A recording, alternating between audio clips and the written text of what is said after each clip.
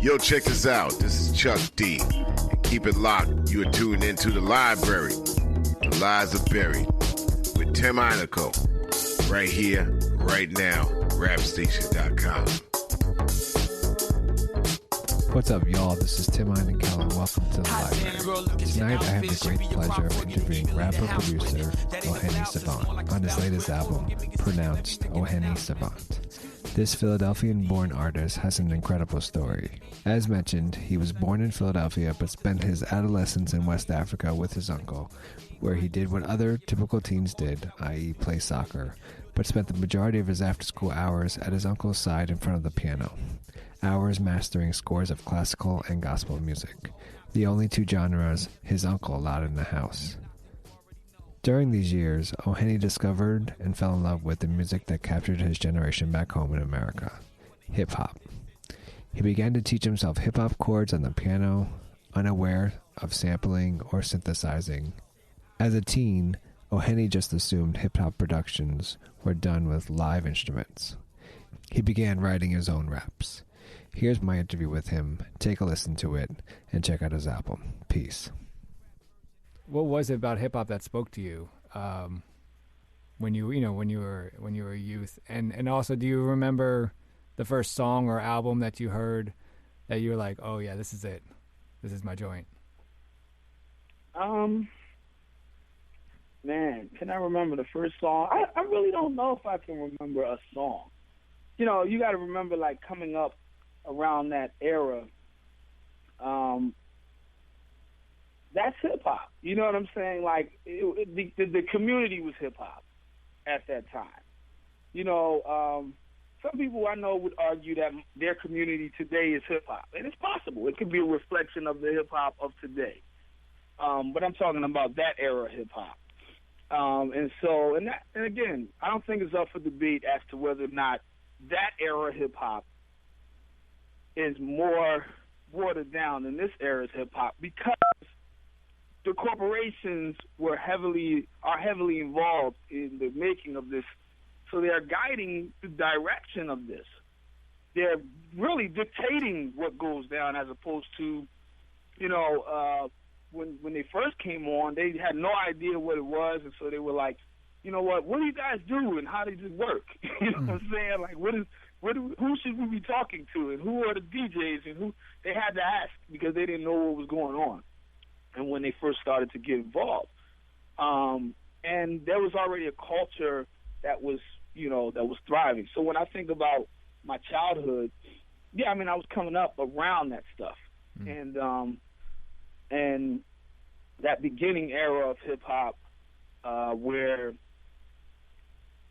it was playing everywhere. So I mean, you know, I don't know if there was ever one song that I heard that was the first song, because you're hearing songs all the time. It could be a playlist, what they would call it now, where it's just a bunch of songs playing back to back with no pause. Right.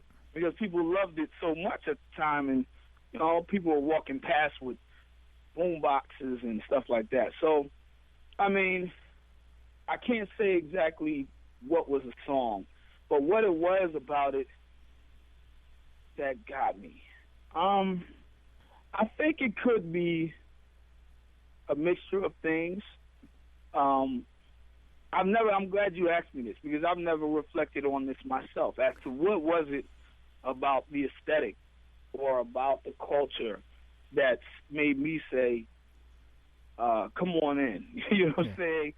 I don't know. I think it was as natural. It's almost like, because there was never an epiphany moment that said, this is it. Like, you know, you're now coming into this. The writing process was just a part of, we would joke around in the neighborhood and just rap back and forth with rhymes that we were making on the spot. That was the first introduction to me rhyming. Dr. Seuss was very popular at the time, you know what I'm saying? So there was this thing of rhyming, and it's like we just go back and forth with that. And I think my official acceptance happened in Ghana, It was like, okay, I'll accept that I'm an MC now, because I was looking for a voice at some point, and because I could put these rhymes together, it changed the dynamics of how people saw me. I was already, quote unquote, special because I was from America, and at the time they were watching movies and stuff in Africa about Americans and stuff. So it was like that dynamic. But when I actually opened my mouth and I had some raps to share, that really made it like, whoa, you know what I'm saying? Like, this guy went from being, and the only reason I did it was because a guy told me that I was from the States, so I should be able to rap. He's like, man, you like, basically, like, if you come from America, how come you can't rap? Like, as if that's just the normal thing. And so I took that as a challenge. Like, what do you mean I can't rap? And and basically I have to rep for the States now. So I went back and I wrote some stuff that was just based on the stuff we used to do on the block. And the way they fell in love with it, I said, man, like, this is obviously something important to people. You know what I mean? And I don't know if there was a moment in my consciousness where I said, because I was very young. I mean, at the age of 12, it's like, but whatever it was, from that point on, I never stopped. I never stopped it. It didn't end. It's never stopped. There's never been a pause from the very beginning. So whatever it is, it became an obsession, Actually, just for the audience, can you kind of explain the difference between American hip-hop and half-life, or, hip-hop and Ghana hip-hop?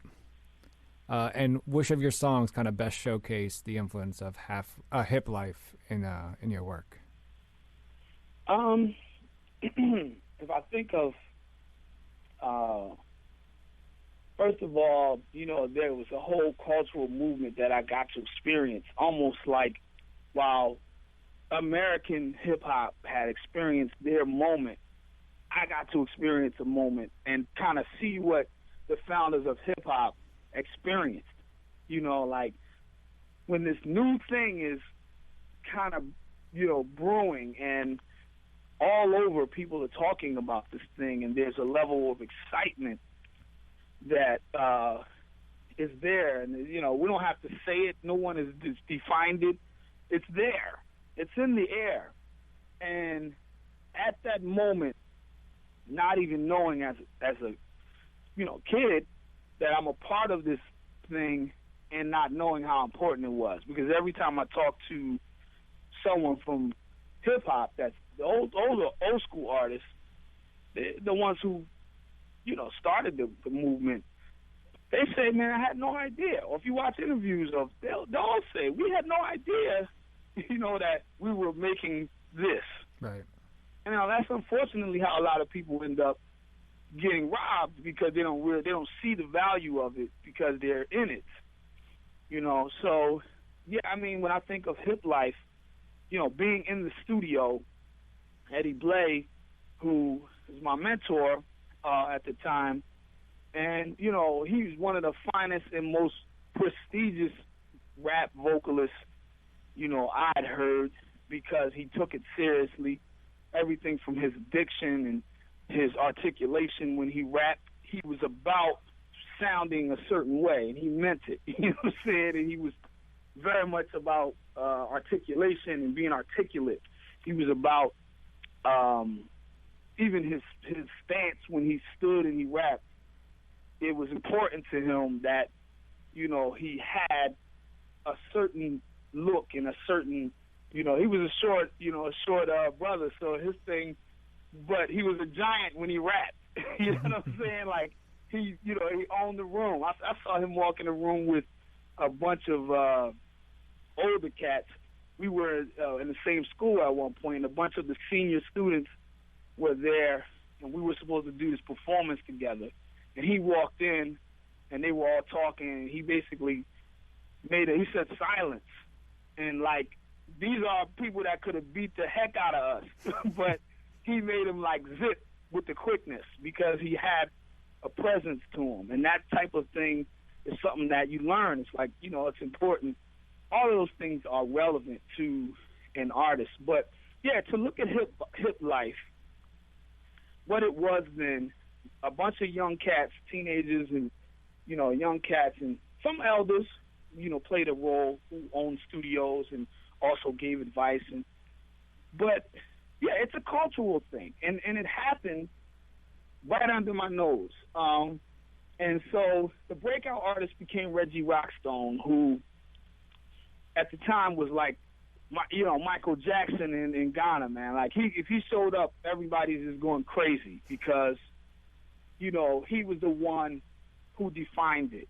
It's like when Tupac says, I didn't create Thug Life, I diagnosed it. Like, he was the guy who said, this is hip life, this is the direction we're going in. He came with the philosophy, and that's what made a difference. He defined the movement. We were all doing it. We were all a part of it, but he dropped an album that defined it. He was, a bit older than us, so he understood certain things about it. Also, he was getting good advice, you find from his father, who kind of was like, you guys should really focus on Africa and start being about Africanism and not do an American version of African hip-hop. You know what I'm saying? Mm-hmm. And so he created a sound which kind of sampled the local high life music. He sampled it, and then he took the local dialect and he brought it in, and then it became a whole new thing. And at that point, he was redefining it. He had an album that was packaged, that they pushed, they promoted. They changed the game, and to experience it, it was amazing. I mean, those are people that I saw on a regular basis, or, hung out in the studio with, or, and they became the Run DMCs, and, what I'm saying? Like, they became the legends of that movement, which is crazy to me, for me to see it. And I'm blessed to have been, around it. That was oh-hen-knee Savant, his latest album, pronounced oh-hen-knee Savant. This is Tim Einenkel with The Library. Make sure to check me out on www.rapstation.com. Peace.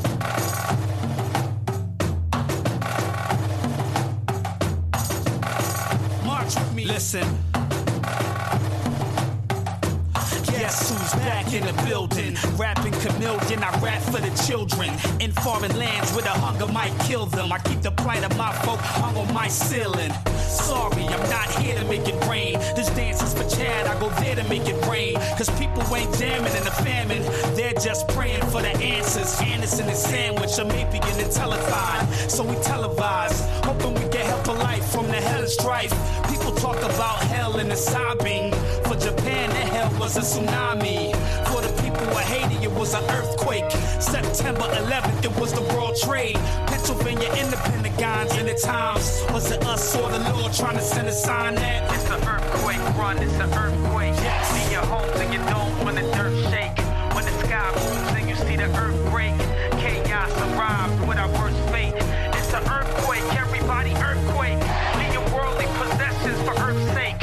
When the land cries out and the earth hates what we have done, it's done, another earthquake. Yo, we industrialized earth for the capital. Now we disrupted by earth in the capital. Hurricanes left and right, it's not natural. Seas polluted, so we avoid eating mackerel. Congress's promises, then they act a fool. Taxing you as they move knowledge out of schools. How the youth gon' believe in education when we treat teachers like crap? Look at their paychecks. Jobs don't pay more, now they pay less. Hustlers now ball out and pay less. Radio don't reflect my everyday stress. They stress how they bread is they bread. If not, then 24 hours a day sex. Meanwhile, some postal workers at its apex. Depress, whatever they press. But they could not predict the earthquake next. Yes. It's an earthquake, run, it's an earthquake. In your homes and your domes when the dirt shake. When the sky moves and you see the earth break. Chaos arrives with our worst fate. It's an earthquake, everybody earthquake. Leave your worldly possessions for earth's sake. When the land cries out and the earth hates what we have done, it's done, another earthquake. It's an earthquake, listen to the earth shake. We should never have been drilling in the first place.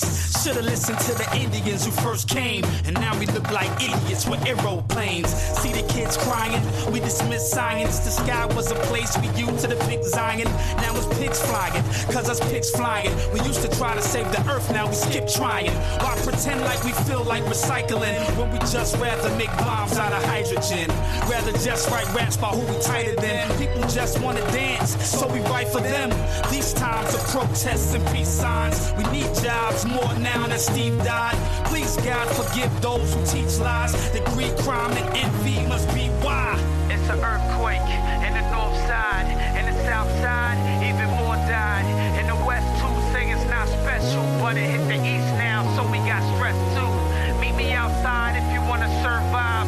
When you leave it all, even your pride. Let it die in that house, and for your sake, hope that it all gets destroyed in the earthquake.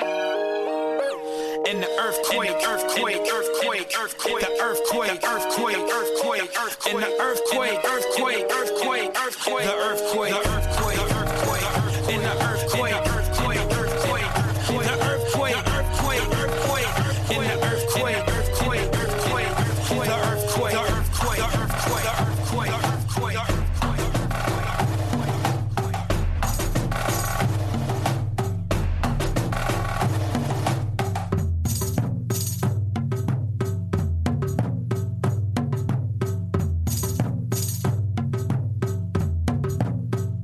The earthquake, the earthquake, the earthquake, the earthquake, the earthquake, the earthquake, the earthquake, the earthquake, the earthquake, the earthquake, the earthquake, the earthquake, the earthquake.